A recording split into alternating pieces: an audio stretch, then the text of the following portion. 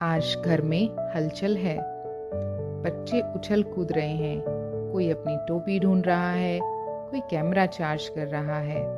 Bag में कपड़े कम हैं, सपने बहुत ज्यादा हैं।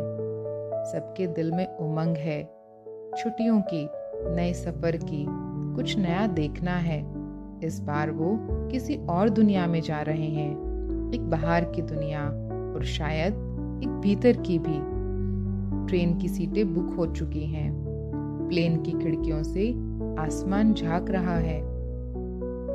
बस के टायरों में हजारों किलोमीटर का रोमांच भरा है। हर एक चेहरा चमक रहा है, इस उम्मीद के साथ कि कुछ नया देखने को मिलेगा, कुछ नया सीखने को मिलेगा, बहुत कुछ महसूस करने को मिलेगा। सब गीत गा रहे हैं, नाचते गाते, खाते पीते। वो मंजिल आ ही गई है जिसका इतने समय से इंतजार था, जिसका उमंग मन में बहुत समय से चल रहा था। अब शायद इस प्रकृति का आनंद लिया जाएगा, इस प्रकृति को प्यार से देखा जाएगा, इसके रंगों को, इसकी आवाजों को मन में बसाया जाएगा। लेकिन ये क्या, सबने अपने कैमरे निकाल लिए, हर कोई तस्वीरें खींचे जा रहा है। एक नहीं, दो नहीं, तीन नहीं, 4, 5 और पता नहीं कब 500 हो गई। लेकिन अब भी एक उस परफेक्ट पिक्चर की तलाश है जो शायद वो पूरे व्हाट्सएप ग्रुप में डाल सके और बता सके कि मैं भी इस जगह गया था, और वो बता सके कि मैंने भी ये चीज देखी है। क्या प्रकृति यही चाहती है हमसे? प्रकृति भी सोच रही है कि मेरे पास इतनी शक्ति है, मेरे पास इतना प्यार है, मेरी गोद में इतनी शांति है, लेकिन उसके बाद भी ये लोग मुझे महसूस करने की बजाय बस फोटो ही खींचे जा रहे हैं, फोटो ही खींचे जा रहे हैं। हम ऐसा ही तो करते हैं ना, जहां भी जाते हैं बस कैमरा निकाला और वीडियो बनाने लग जाते हैं, फोटो खींचने लग जाते हैं, इस उम्मीद में और इस उत्साह में कि मेरी फोटो सबको पसंद आएगी और सब मुझे अप्रिशिएट करेंगे।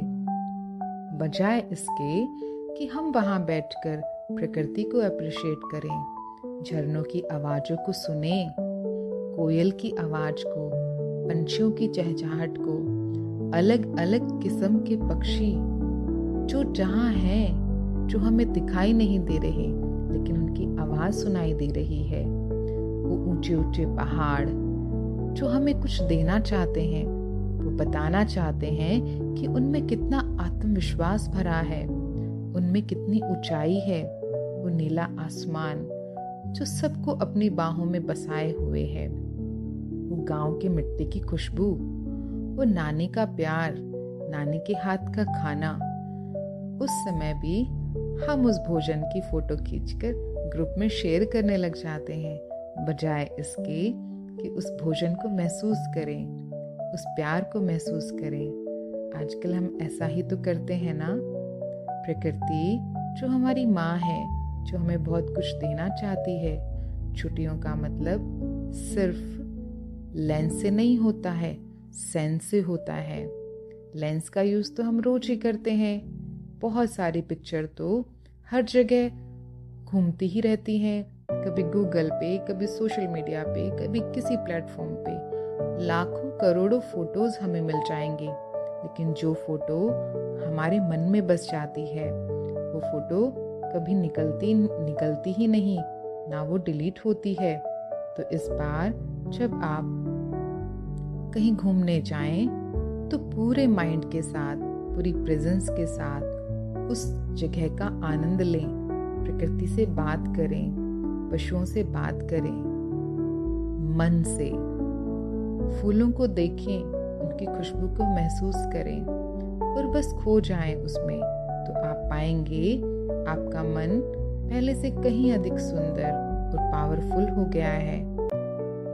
तो इस बार जब आप गर्मियों की छुट्टियों में कहीं जाएं तो कैमरे को भले साथ लेकर जाएं, लेकिन आपका मन वहां पर पूरी तरह उपस्थित रहना चाहिए। एक एक दृश्य को एंजॉय करें, उसको देखें, उसको सराहें। प्रकृति में बहुत ताकत है। आप जो चाहें उससे मांग सकते हैं, लेकिन वो कुछ कहना चाहती है, वो दिखाना चाहती है अपनी शक्ति, लेकिन वो कहती है कि एक बार उसकी गोद में बैठकर देखें, उसकी गहराई को महसूस करें, विशाल पर्वतों को महसूस करें, बहते हुए झरने को देखें, उसकी आवाज का आनंद लें और परमात्मा से शक्ति लेकर इस पूरी प्रकृति को आप दुआएं दे सकते हैं। ये प्रकृति हमेशा से हमारी मदद करती आई है, हमारे जीवन को चलाती आई है। इसने हमारा जीवन कितना सुंदर बनाया हुआ है। हम तो इसको कुछ दे ही नहीं सकते, ये तो हमेशा ही देती रहती है। लेकिन परमात्मा कहते हैं, तुम्हारे पवित्र विचार, तुम्हारे सुंदर विचार इस प्रकृति के लिए वरदान है। हम जितना सुंदर विचार करते हैं, जितना पवित्र सोचते हैं, पवित्र कर्म करते हैं, इस प्रकृति को ताकत मिलती है। ये प्रकृति पावन होती है और इसकी दुआएं हमारे पास तक पहुंचती हैं। तो इस बार इस प्रकृति का पूरा एंजॉय करें, हर एक चीज का आनंद लें। यही आपकी सच्ची और सुंदर छुट्टियां होंगी। और यदि आपको ये संदेश पसंद आया है तो इसको लाइक ज़रूर करें। जब आप लाइक करते हैं तो ये वीडियो सिर्फ आप तक सीमित नहीं रहती, ये अनेक ज़रूरतमंद लोगों के पास पहुंचती है।